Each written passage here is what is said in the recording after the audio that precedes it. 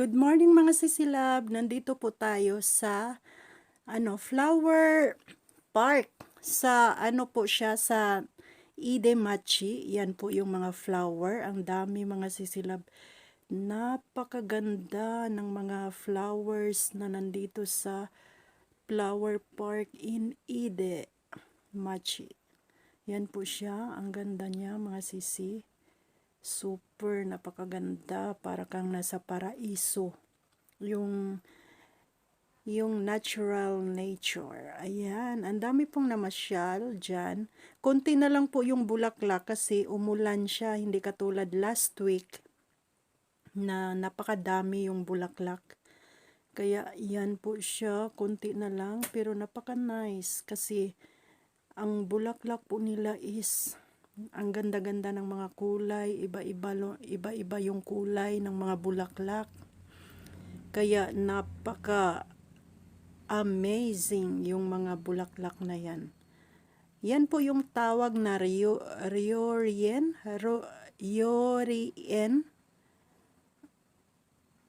na bulaklak. Ewan ko kung meron ba yan sa Pilipinas. Ayan o, tingnan nyo ang kulay niya. Napakaganda talaga.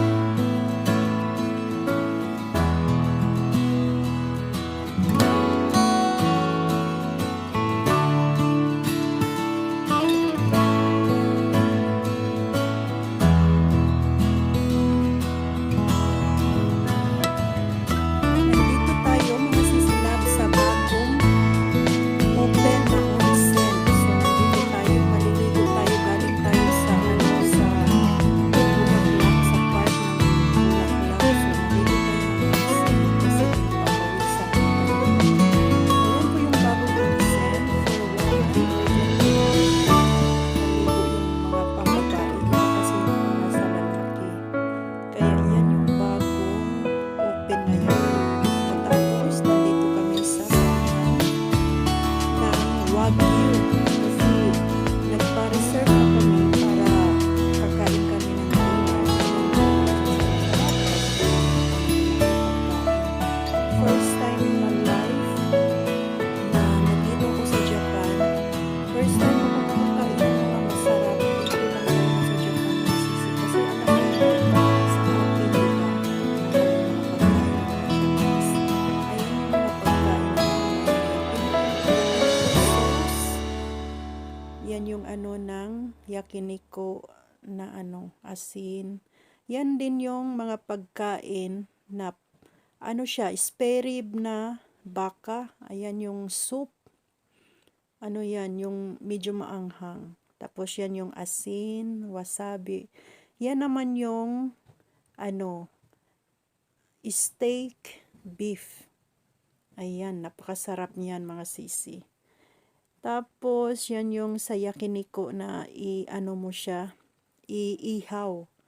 Kasi yan yung in-order namin. Grabe, ang dami namin kinain. Nakalula yung puro karne. Hindi ko na kayang kainin. Pati yung steak, hindi ko na nakain. Sa sobrang dami. Ayan, yung sauce niya. Yan, ilagay mo lang yan sa plate na mainit. Diyan mo ihaw. Yan. Wagyu po yan mga sisi. Diyan kami laging kumakain every 2 months.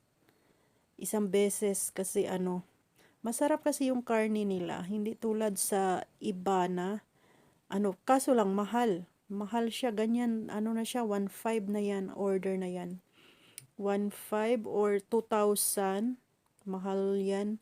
Kaya yan, minsan kasi pag pagod ka sa work, kailangan mong kumain ng karne para maging healthy. Yung parang para maging malusog para mawala yung pagod mo. Ayan, kumakain na si Inday. And that's it. Thank you.